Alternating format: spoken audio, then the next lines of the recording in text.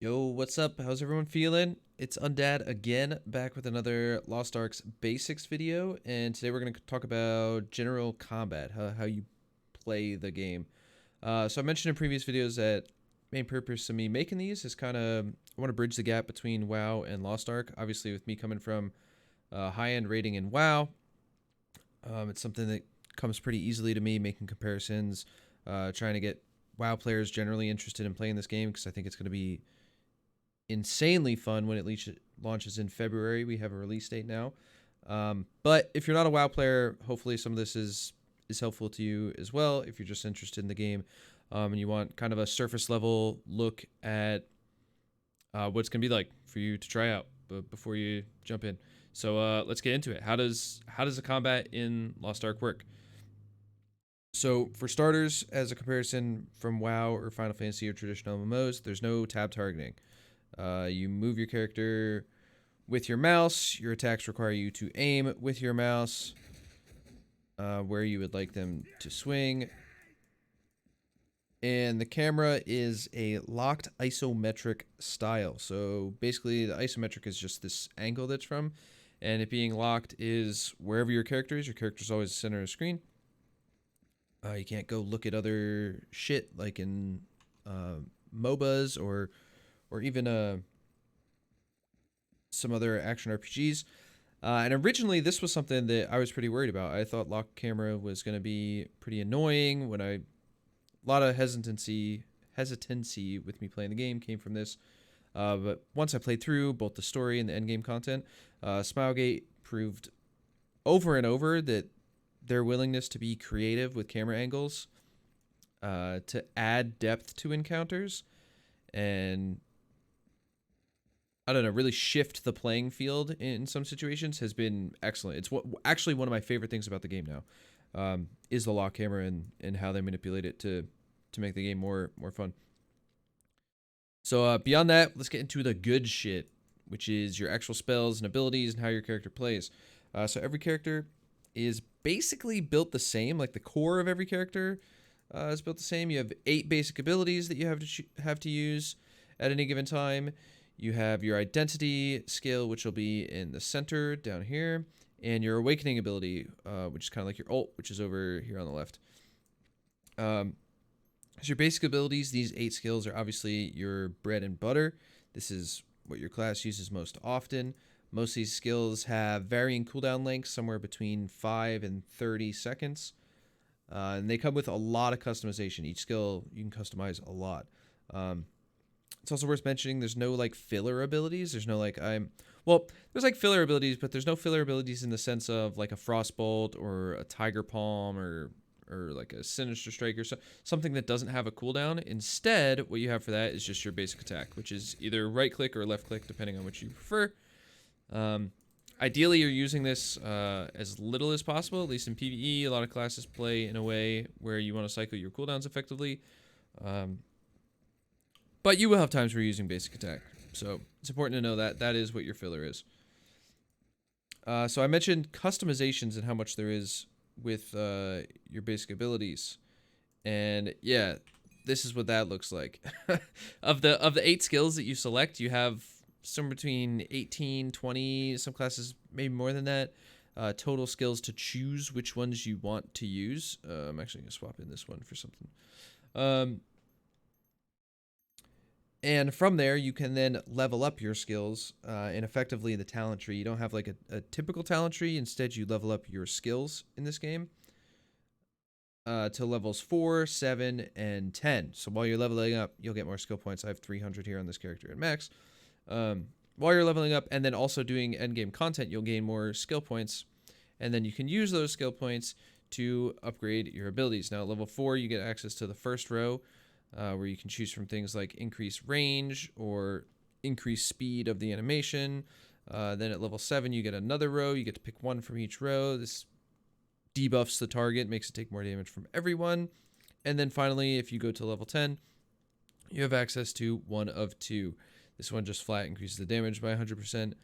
And this one changes the way in which this ability works. Now, usually you'll have an option on these at the end to kind of change the core way that the ability works, or you'll attach a huge buff to it for your group, things like that.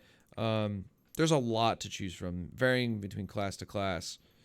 Some classes will have access to things other classes don't as far as customization goes. And obviously all your skills are going to be different class to class as well. So the nice part about this, obviously this is pretty similar to WoW talent trees. Just a row, pick a thing, row, pick a thing, row, pick a thing. But all this stuff is changeable at any time, so long as you are not in combat out in the open world. If you're in combat, you won't be able to change stuff. If the skill is on cooldown, you won't be able to change stuff. Or if you're actively in a raid or dungeon encounter. Now, some dungeons and raids will have points throughout them, like little breaks where you can shift around some stuff in your build. Not all encounters will have this, but some will. And obviously you can have multiple presets. I guess not obviously, but up here these numbers are multiple presets that you can set up to just have your raid build, your open world build, your chaos dungeon build, things like that. So you just already have them preset. You don't swap all between them all the time. And yeah, that makes up your class. This is essentially how your class will work. Is through the use of your little abilities here and there. You're trying to balance cooldowns, using these as effectively as possible. Some of these abilities you'll attach buffs to, so you want to use buffs before your big spells, things like that. We'll get into this later when we talk about class specifics, because there's a lot of variance between each class and how this all works. And I want to talk about the baseline of this stuff. So next we have our identity spell, which is, I guess what you would say is your class-defining spell. They come in a variety of different forms, and essentially they're like your big cooldown. For the most part of the class. Sometimes it'll not be like that, but for a lot of classes, it functions like the big cooldown. And I'll show you a couple examples of swap between some characters here. So for Paladin, we have a simple fill the bar, and I'm just going to full restore it here because we're in a training zone. Fill this bar. All your abilities, as you use them, will fill this bar at varying levels. There's some talent rows, or they're called tripods, currently on the Russian region. I don't know what the translation is going to be, if it'll stay tripods or what, for the Western launch, but there's even some things on here that you can make abilities generate more of this bar. So at varying levels, depending on how you build your character, you'll build this bar up, and then when it reaches full, you have two options as Paladin. You can choose between a huge buff to yourself. This buffs all your sword abilities. So if you're looking at my bars here, my swords are blue, my holy spells are yellow. So this buffs all my sword abilities, which are typically my higher damaging abilities. Buffs the range and the damage of all of these. For the duration, you can see the bar ticking down. And then when this drops, we're going to full restore it again and show the other one. The other one is your support. Paladin being a support class, when you're in a group, you're often using this, which will be Blessed Aura. And what this does, it puts a big aura out, bang, bang, bang, and anybody in this aura, along with you, deal 10% additional damage. This is how you buff your party. So this ends up being usually more worth it in a group than the other, but you have options. It lets you solo. They added this to sport classes so that your soloing potential isn't just like awful. You obviously have very big support. So let me swap over. We're going to show you an example of another one that's much different from this. We'll show you the Infighter, or this will be called the Scrapper on the Western launch will be the name. Now I think I'm in the training zone. It might have pulled me out. We might have to get back into Trixie on here. But effectively, these identity skills are what you build your class around. There's some customizations that happen through endgame gear that even further enhance some of your identity stuff, which I'll talk about in. I want to make a video later talking about some endgame progression stuff that we'll talk about that more here. So let me get to Trixie in real quick, and I'll show you Scrapper, just to show that it's not always just a big button that your class. So if you're a player that likes more consistent damage, or you just like the balancing act of rotating your cooldowns, and something like Scrapper or some other classes that will fit this bill is going to be more for you. So we'll enter the training zone. Let me summon a boss. Here we go. Boop-a-da-bop. There it is. So as you see down here, I have two bars for Scrapper, and you can see I have two different color skills. So the way that Scrapper works is you have your yellow skills and your green skills, and you have your yellow bar and your green bar. Your yellow skills cost yellow energy and generate green. while your green costs green and generate yellow. Now the yellow bar passively regens. The green bar does not. At least baseline. I have something modifying it that's making it regenerate baseline. So the core gameplay hook of this class, based on the identity ability, is that you're basically playing a little balancing act between the two resource bars to try to deal as much damage as you possibly can with them. So there's more options. There's other classes that I'm not going to swap through right now that have like more of stances. So for example, Gunslinger and Deadeye are two of the gunner classes, and their identity ability is that they have 3 different guns that they swap between. So they have their pistols, their shotguns, and their rifle. All of those have unique abilities to each stance, and their identity ability is them cycling between different stances to gain access to different abilities to fill different niches within a boss encounter effectively. So there's options as far as not just having the builder spender type thing. You have stuff like War Dancer that's more builder spender, Bard builder spender, other stance classes like Lance Master, things like that. So this is going to be the core thing that kind of defines how your class plays. It's how your class is built. It's what all your skills typically work off of.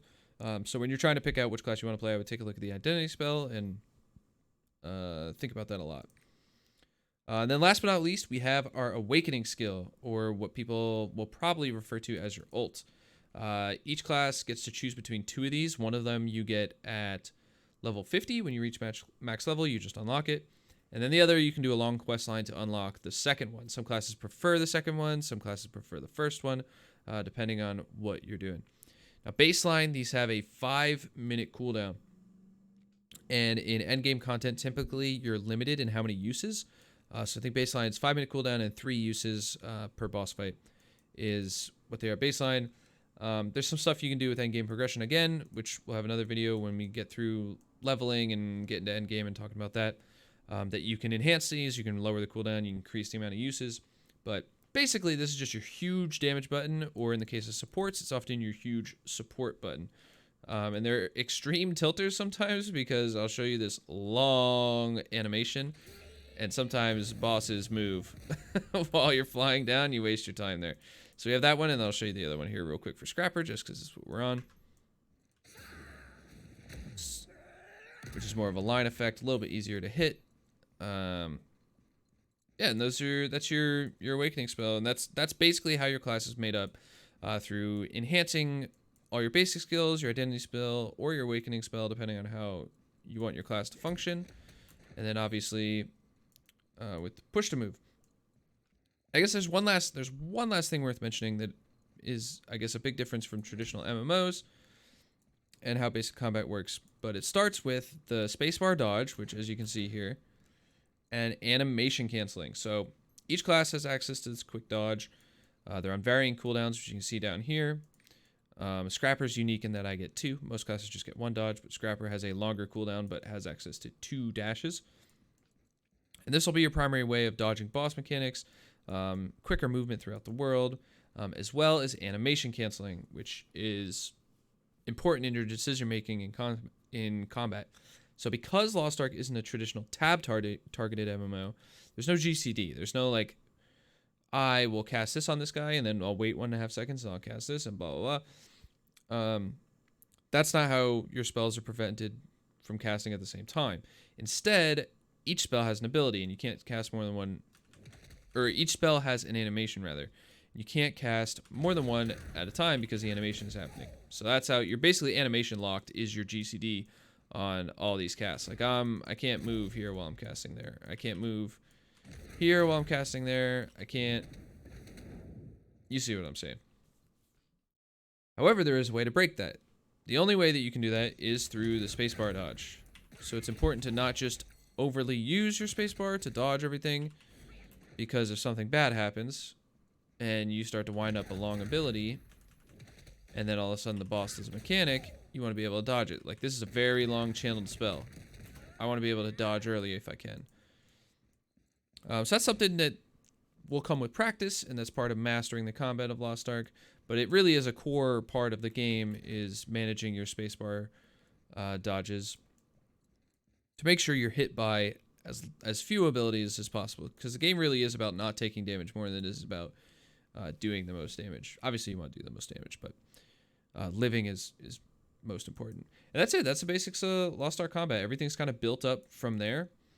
There'll be end game customizations I talked about earlier that kind of enhance this a little bit more. But we'll talk about that in a future video. So I hope you all enjoyed watching this. Please feel free to leave questions, any comments below. I'll try to get back to everything I can before launch and start getting excited. We got 2 months to go. We're almost there. All right, peace.